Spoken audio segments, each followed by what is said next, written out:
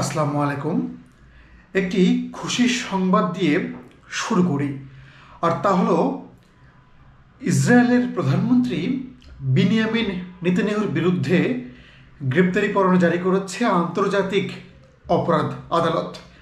আপনারা জানেন, গত এক বছরের বেশি সময় ধরে গাজার নিরীহ মানুষের উপর বর্বরতা চালিয়ে আসছে ইসরায়েলি বাহিনী। ইসরায়েলের হামলায় এখন পর্যন্ত ৪৪,০০০-এর বেশি সাধারণ ফিলিস্তিনির মৃত্যু হয়েছে। প্রতিদিন সেই অবরুদ্ধ অঞ্চলটিতে বহু নারী ও শিশুর মৃত্যু হচ্ছে শুধুমাত্র ইসরায়েলের গোলার আঘাতে।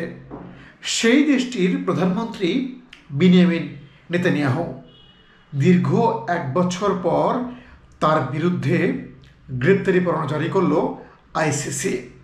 যা নিয়ে কিন্তু পুরো বিশ্ব রাজনীতিতে এই মুহূর্তে আলোচনা হচ্ছে। একদল এই রায়কে সাধুবাদ জানাচ্ছে, আর এক দল বলছে যে তারা এই রায় মানে না। অনেক দেশ বলছে যে তারা নেতানিয়াহু যদি সেই দেশগুলিতে সফরে যায় তাহলে তাকে দ্রুত গ্রেপ্তার করবে। আবার অনেক দেশ বলতে যুক্তরাষ্ট্র, আপনারা জানেন যে ইসরায়েলের পরম মিত্র, সেই যুক্তরাষ্ট্র বলছে যে এই রায় তারা মানে না। তার মানে যদি বিনিয়ামিন নেতানিয়াহু যুক্তরাষ্ট্র সফরে যায় তাহলে তাকে তারা গ্রেপ্তার করবে না। বাইডেন প্রশাসন এর মধ্যে এই রায়কে নাকচ করে দিয়েছে।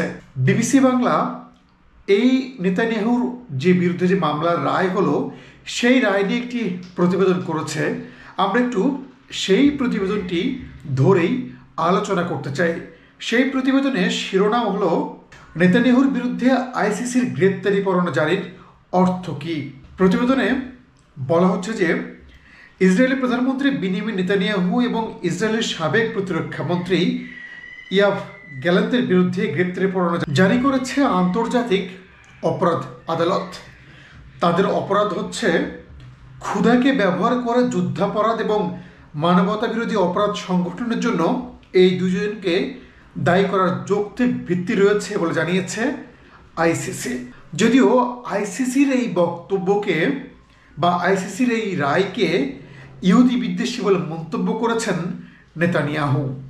ইসরায়েলের প্রধানমন্ত্রী তিনি বলেছেন যে তার এবং তার দেশের সাবেক প্রতিরক্ষা মন্ত্রী, যাকে কয়েকদিন আগে তিনি নিজেই বরখাস্ত করেছেন, তাদের বিরুদ্ধে আনা সব অভিযোগ অযৌক্তিক এবং মিথ্যা উল্লেখ করে সেই রায় প্রত্যাখ্যান করেছেন তিনি।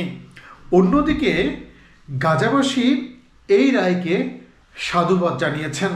ইসরায়েলের প্রধানমন্ত্রী এবং সাবেক প্রতিরক্ষা মন্ত্রী বাদেও আরেকজনের বিরুদ্ধে কিন্তু এই গ্রেপ্তারি পরোয়ানা জারি করেছে আইসিসি। তিনি হলেন হামাসের সামরিক কমান্ডার মোহাম্মদ দেইফ।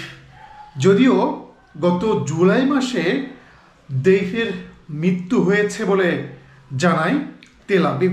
সবচেয়ে যে বিষয়টি নিয়ে আলোচনা হচ্ছে তা হলো ইসরায়েলের প্রধানমন্ত্রী বিনিয়ামিন নেতানিয়াহু কি গ্রেপ্তার হবেন। বিবিসির সেই হেডলাইনটাও একই রকম, যে নেতানিয়াহু কি গ্রেপ্তার হবেন। বিবিসি বলছে যে আন্তর্জাতিক অপরাধ আদালত প্রতিষ্ঠিত হয় 2002 সালে। নেদারল্যান্ডসের হেগে অবস্থিত এই আন্তর্জাতিক আদালতের উদ্দেশ্য ছিল গণহত্যা, মানবতা বিরোধী অপরাধ এবং যুদ্ধাপরাধের মতো নৃশংসতার জন্য দায়ী ব্যক্তিদের জবাবদিহিতার আওতায় আনা। যদিও এই আইসিসি নিজস্ব কোনো পুলিশ বাহিনী নেই, ফলে জারি করা গ্রেপ্তারি পরোয়ানা কার্যকর করার জন্য তারা তাদের সদস্যভুক্ত দেশগুলোর উপর নির্ভর করে। যদিও আইসিসিকে আনুষ্ঠানিক অনুমোদন দেয়নি মার্কিন যুক্তরাষ্ট্র, রাশিয়া, চীন এবং ইসরায়েল নিজেও। ইসরায়েল আইসিসি সদস্য দেশ না হয় এরপর আন্তর্জাতিক অপরাধ আদালতের কোনো এখতিয়ার নেই বলে দাবি করে দেশটি। এর অর্থ হচ্ছে যে নেতানিয়াহু এবং গ্যালান্ত আইসিসির কোনো সদস্য রাষ্ট্রে ভ্রমণ করা বা গ্রেপ্তার না হওয়া কিংবা দুজনকে হেগে না আনা পর্যন্ত তাদের বিচারের মুখোমুখি হবার কোনো সম্ভাবনাই নেই। ফলে পরোয়ানা জারি হলেও নেতানিয়াহুকে তাৎক্ষণিকভাবে গ্রেপ্তারের মুখোমুখি হতে হবে না বলেই ধারণা করা হচ্ছে। যদিও এই রায়ের কারণে কিন্তু ইসরায়েলের প্রধানমন্ত্রী তিনি চাইলেও আইসিসির সদস্যভুক্ত যে দেশগুলো আছে সেই দেশগুলোতে যেতে পারবেন না, যদি না সেই দেশগুলো নিজে চায়। কারণ আপনারা জানেন যে ইউক্রেনের যুদ্ধের কারণে রাশিয়ার প্রেসিডেন্ট ভ্লাদিমির পুতিনের বিরুদ্ধেও কিন্তু আইসিসি গ্রেপ্তারি পরোয়ানা জারি করেছে। এরপরেও কিন্তু আমরা দেখেছি সম্প্রতি মঙ্গোলিয়া সফর করেছেন রাশিয়ার প্রেসিডেন্ট ভ্লাদিমির পুতিন, তাকে কিন্তু সেখানে গ্রেপ্তার করা হয়নি। যদিও দক্ষিণ আফ্রিকা সফর তিনি বাতিল করেছিলেন, কারণ সেই দেশের আদালত বলেছিলেন যদি পুতিন সেই দেশে যায় তাহলে তাকে গ্রেপ্তার করতে হবে। ঠিক একই রকম এরই মধ্যে ইউরোপের বেশ কয়েকটি দেশ কিন্তু বলেছেন যদি নেতানিয়াহু সেই দেশগুলোতে সফরে যান তাহলে তাকে গ্রেপ্তার করা হবে। এখন দেখা যাক যে আইসিসির এই রায় কার্যকর করা হবে কিনা। এরপরও সব কিছু বাদ দিয়ে যুক্তরাষ্ট্রের নেতৃত্বাধীন পশ্চিমা দেশগুলোর মিত্র হিসেবে পরিচিত ইসরায়েলের প্রধানমন্ত্রীর বিরুদ্ধে এই প্রথমবারের মতো কোনো পদক্ষেপ নিল আইসিসি। এটাও কিন্তু ফিলিস্তিনিদের জন্য এক ধরনের বিজয়। তারা স্বপ্ন দেখছেন তাদেরকে বা তাদের পরিবারের সদস্যদেরকে হত্যার দায়ে এই ইসরায়েলের প্রধানমন্ত্রী বিনিয়ামিন নেতানিয়াহুকে অবশ্যই বিচারের মুখোমুখি হতে হবে কোনো একদিন। সেই দিনটির আশায় লাখো কোটি মুসলমান।